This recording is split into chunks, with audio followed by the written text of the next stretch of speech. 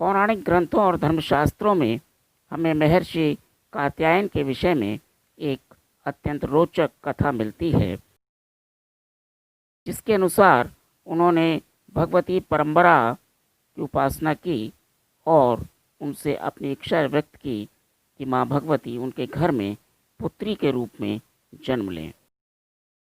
माँ भगवती ने उनकी यह प्रार्थना स्वीकार कर ली। इन्हीं देवी कात्यायनी की हम नवरात्र के छठे दिन पूजा अर्चना करते हैं।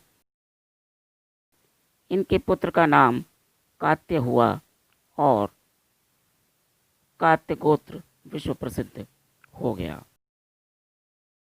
दानव महिषासुर का अत्याचार पृथ्वी पर बहुत बढ़ गया था। तब भगवान ब्रह्मा, विष्णु और महेश तीनों ने अपने तेज का अंश देकर महिषासुर के विनाश के लिए एक देवी को उत्पन्न किया।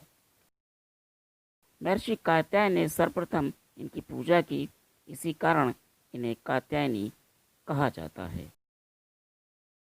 ऐसी भी कथा मिलती है कि महर्षि कात्यायन के यहाँ यह देवी पुत्री के रूप में उत्पन्न हुई।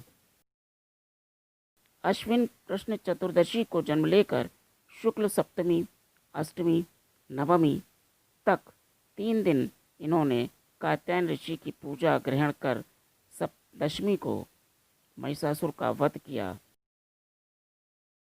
माँ कात्यायनी अमोघ फलदायिनी है। माँ कात्यायनी से जुड़ी एक और रोचक घटना हमें कृष्ण काल में मिलती है।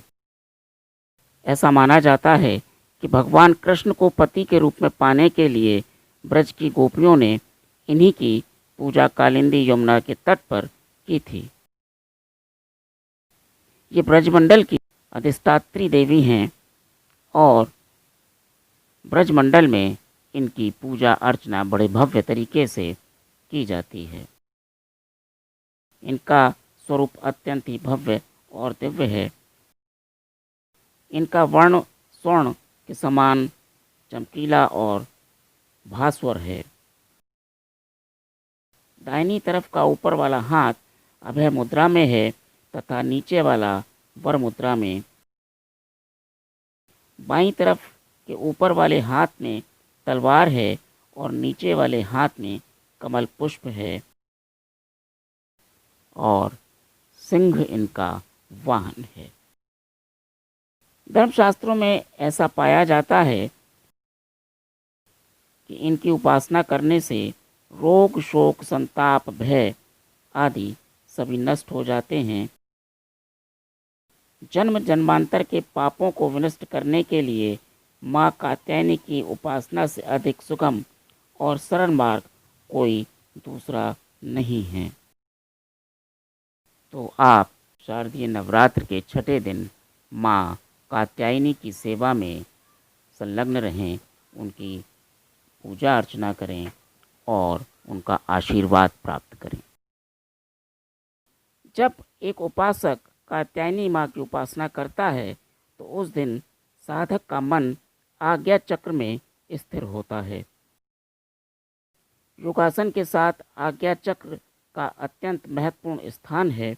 इस चक्र में स्थित मन वाला साधक माँ कात्यायनी के चरणों में अपना सर्वस्व निवेदित कर देता है। माँ कात्यायनी की भक्ति और उपासना करने वाले साधक को बड़ी सरलता से अर्थ, धर्म, काम, मोक्ष इन चारों फलों की प्राप्ति हो जाती है और उसका अलौकिक तेज सारे संसार में फैल जाता है। धर्म के साथ साथ हम आयुर्वेद की भी चर्चा अपने इस सीरीज में कर रहे हैं।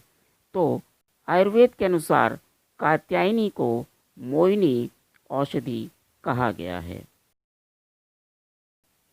इनके 3 नाम पाए जाते हैं, अम्बा, अंबिका और अम्बालिका।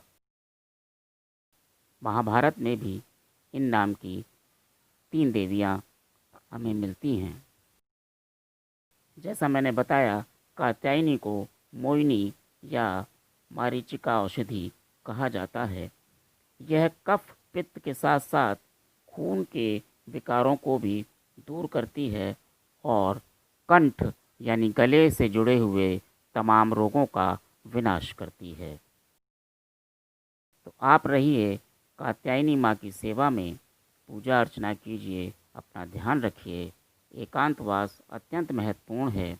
एकांतवास में पूजा अर्चना करते रहिए और माँ दुर्गा के सभी स्वरूपों का आशीर्वाद लेकर मस्त रहिए, व्यस्त रहिए और स्वस्थ रहिए।